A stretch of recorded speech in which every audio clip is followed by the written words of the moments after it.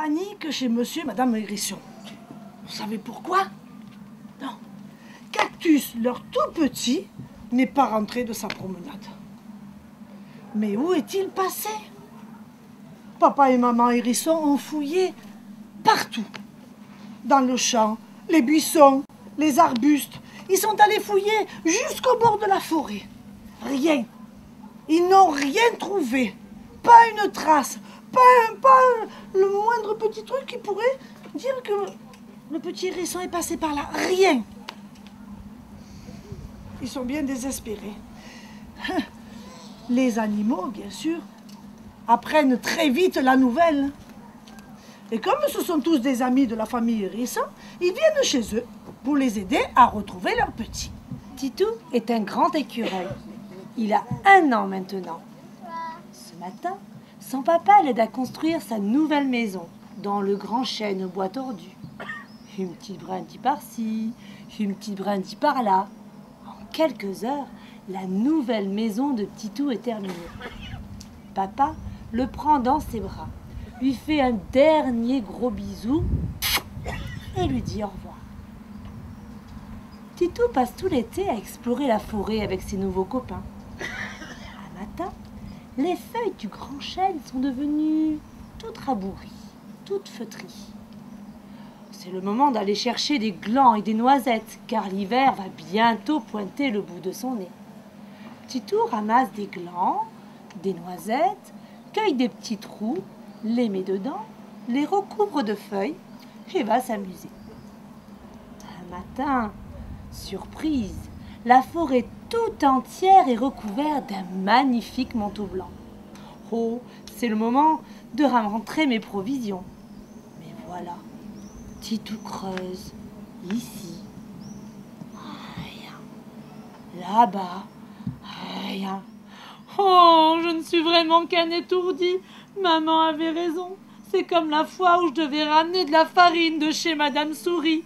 Sans cesse sur le chemin, je chantais « Tralala l'air de la farine chez Madame Souris, tralala l'air de la mousseline de chez Madame Blaireau. » Et quand je suis rentrée, les bras chargés de mousse, papa et maman se sont bien moqués de moi. Comme le joli bois de croque-en-noise est agréable.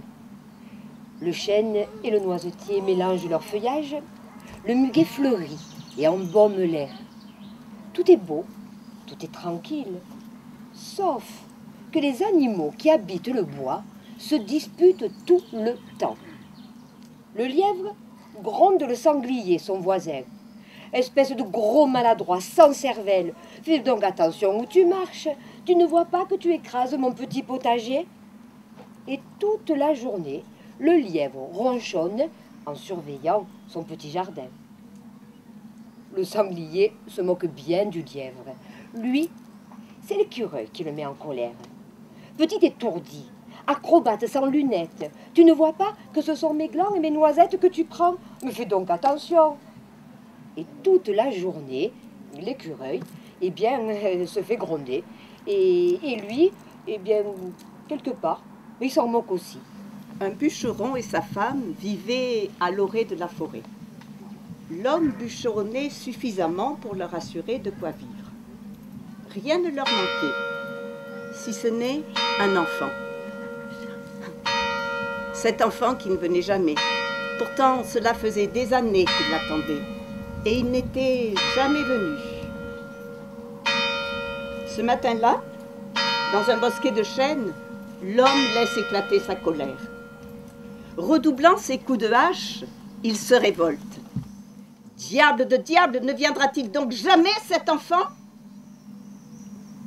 Une bourrasque secoue le bosquet de chênes, quand tout à coup apparaît un homme vêtu de rouge.